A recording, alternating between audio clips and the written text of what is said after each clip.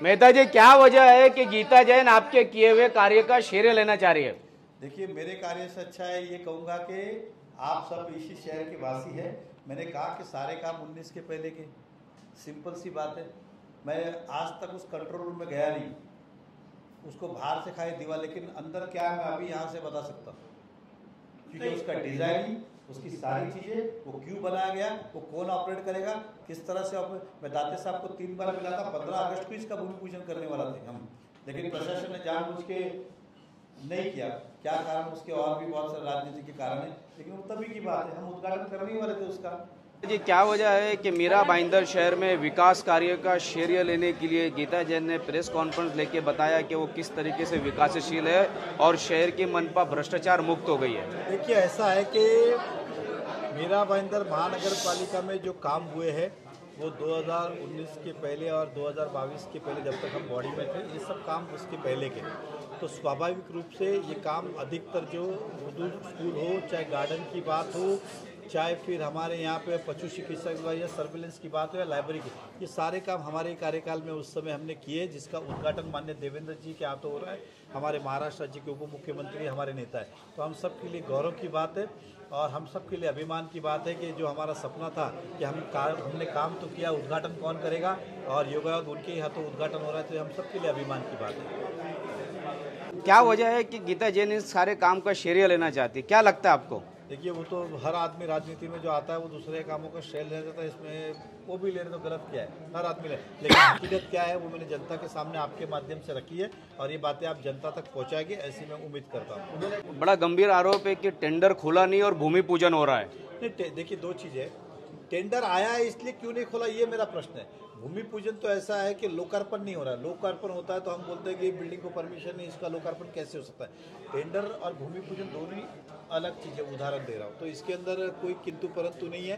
Tender अपनी जगह पे होता रहेगा, भूमि पूजन अपनी जगह पे है। उदाहरण दे रहा हूँ, उदाहरण देता हूँ, आप बहुत बार अपने घर का भूमि पूजन करते, बाद में परमिशन वगैरह बाद में हम लेते रहते हैं, उसकी कोई चिंता की बात नहीं है। लेकिन आया हुआ क्यों नहीं खोल रहे हो, आया हुआ क्यों नहीं खोल रहे हो? उद्घाटन और टेंडर कर ले। लेकिन मैं ये खाली पूछना चाहता हूँ, नहीं खोलने का कारण क्या, इसमें कौन करप्शन करना चाहता है, किसके फेवर के लिए काम किया जा रहा है, वो मेरा प्रश्न चिन्ह है। सर, मीरा भाईंदर में ऑलरेडी टेम्बा अस्पताल है जो कि चल नहीं पा रहा है सही तरीके से, स्टाफ की कमी है।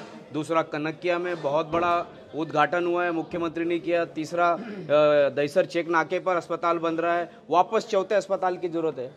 नहीं, मैं तो इस बात से आश्चर्य हूँ। देखिए, मैं उद्घाटन का स्वागत ही करता हूँ, कोई उसका विरोध नहीं कर रहा हूँ, एकदम स्पष्ट रूप में। लेकिन जो पहले उद्घाटन हुआ आज से 6 महीने पहले, उसमें तो बिल्डर ने बिल्डिंग का काम चालू कर दिया, लेकिन हॉस्पिटल का ठिकाना ही नहीं है। स्पॉट पे काम चल रहा है बिल्डर का। था कि हॉस्पिटल ऐसा बनेगा, लोगों को सपना दिखाया, तब भी मैंने विरोध कहा था ये सब गलत चल रहा है, लेकिन किसी ने मेरी बात को सुना नहीं, महत्व नहीं दिया। अब मैं पूछना चाहता हूँ कि बिल्डर ने अपना काम शुरू किया ना, तो हमारा हॉस्पिटल का क्या, वो वैसे का वैसे ही है। यही बाद में होने वाला है, लॉलीपॉप मिलेगा, बिल्डर करेगा नहीं, करेगा तो आधा करेगा, आधा और पूरा करेगा तो 10 साल तक करेगा नहीं, अपना बिल्डिंग पूरा करके निकल जाएगा। यही हम भुगतते आए और आगे भी यही भुगतेंगे। हम दे दें, उसके बाद उसको कैसे चलाना है, उस बात को शायद 3 साल बाकी है, तो किस तरह से उसे चलाया जाएगा। लेकिन मेरी इच्छा रहेगी कि कॉरपोरेशन के मार्फत ये चलाया जाए, ताकि यहाँ के लोगों को फ्री उपचार या बहुत कम रेट में, जैसे जे या वहाँ KEM में हो रहा है बहुत कम रेट में, लेकिन इसमें MRI, एक्सरे, CT स्कैन, ये सब सुविधाएं उपलब्ध कराऊंगी यहाँ। और वो बनाने के बाद मुझे लगता है कि मैं कॉरपोरेशन को हैंड ओवर करूँगी। वो बहुत बात की बात है, हमारे होने के बाद वो ठहराया जाएगा। उस समय गवर्नमेंट ने क्या रेट पास किए हैं, 3 साल तो लग ही जाएंगे बनने में, तो 3 साल के बाद गवर्नमेंट ने क्या रेट किए हैं, उस हिसाब से गवर्नमेंट से मंजूरी लेके वो रेट ठहराए जाए। मैं आपको वही समझाना चाहती हूँ, ये PPT कैसा है, जो JJ में और KEM में हम सुविधा दे रहे हैं जिस तरह से वो था, ये PPT किसी प्राइवेट कंपनी को नहीं दिया जा रहा था। महात्मा फुले योजना के अंतर्गत जो कंपनी या जो लोग इस हॉस्पिटल को चलाना चाहते हैं ताकि गरीब लोगों को ये मुफ्त मिले, और वो आज भी उसके लिए मैं प्रयत्नशील हूँ। कुछ टेक्निकल चीज़ें आड़े आ रही है, वो उसका निराकरण होते ही ये PPT यानी किसी प्राइवेट को देने वाला PPT नहीं है। ये PPT यानी महात्मा फुले योजना के अंतर्गत गरीब लोगों के लिए चलाया जाने वाला PPT है, ताकि उनको JJ और KEM के रेट से ऑपरेशंस मिल सके। मैं एग्जांपल आपको देती हूँ, तो 35,000 में उनको हार्ट सर्जरी मिलेगी, मैं उस PPT की बात कर रही हूँ। उनको फ्री ऑफ कॉस्ट एडमिशन मिलेगा, पीले और ऑरेंज कार्ड वालों को बिल्कुल फ्री आपको सभी सुविधाएं, ऑपरेशन भी उनके लिए 0 रुपये खर्च करना है। आज जो 10 रुपये दे रहे हैं वो भी खर्च नहीं होंगे। ये पीपीटी का मॉडल अलग है, शायद वो समझने में या मेरे समझाने में कहीं हम कम्युनिकेशन गैप रह गया है, लेकिन ये जो पीपीटी है वो महात्मा फुले योजना के अंतर्गत चलाए जाने वाला पीपीटी, प्राइवेट नहीं है। ऐसी 210-211 में जो नया हॉस्पिटल का भूमि पूजन कल देवेंद्र जी करने जा रहे हैं, मैं उधर की बात कर रही हूँ। ये सुविधा वहाँ करेंगे, टेम्बा में। मैं तो मेरे मुंह से करूँगी, मेरे मुंह से ये कहूँगी कि 0 भ्रष्टाचार पे आए हैं, लेकिन इसकी ज़्यादा जानकारी आपको से नीचे हुआ है की नाही? आपको ज़्यादा कॉन्ट्रॅक्टर जानकारी देंगे। हे बघा, अजून मी बघून आली आहे आणि जे प्लांटची कॅपॅसिटी आहे, मी त्याचं बोलले आहे की आपले 2 जे जवळचे कॉर्पोरेशन आहे त्यांनी एकत्र केला तर तेवढी कॅपॅसिटीचा प्लांट करायचा आहे। आता जमीन शोधणं अजून कालच पॉसिबिलिटीज आहे की तुम्ही असं दोन्ही join करू? हां, पॉसिबिलिटी म्हणजे जे कॅपॅसिटी आहे ना त्या कॅपॅसिटीप्रमाणे आता मुंबईला एक प्लांट चालणारच नाही, मुंबईला वेगवेगळे असे 10 प्लांट लागणार, पण आपल्याला ते एक प्लांट जास्तच आहे तर काय करू शकतो, तर आपला बाजूचे जे कॉर्पोरेशन आहे ते आपल्याबरोबर येऊ शकते। हे पहिली खूप बेसिक अशी संकल्पना आहे।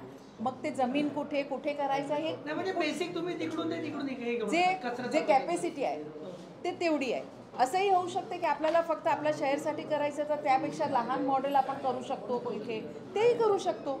सो बेसिकली कसं होणार तिथे चर्चा करताना, कारण क्षितिज ठाकूर माझं बरोबर होते, तर आम्ही दोघे एकत्र जेव्हा ते बघत होतो तेव्हा जेव्हा त्यांची कॅपॅसिटी कळली तेव्हा क्षितिजच्या तोंडातून असंच निघालं की आपण दोघे कंबाईन केले तर या कॅपॅसिटीचा प्लांट आपण टाकू शकतो। म्हणजे त्यांची पण सकारात्मक भूमिका आहे। त्यांची पण सकारात्मक भूमिका होती।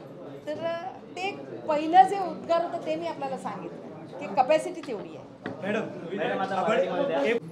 नार्वेकर तुमच्या सोबत होते म्हणून विचारतो। नार्वेकर आमचे सोबत होते, सर्व पक्षीय आमदार आमचे सोबत होते।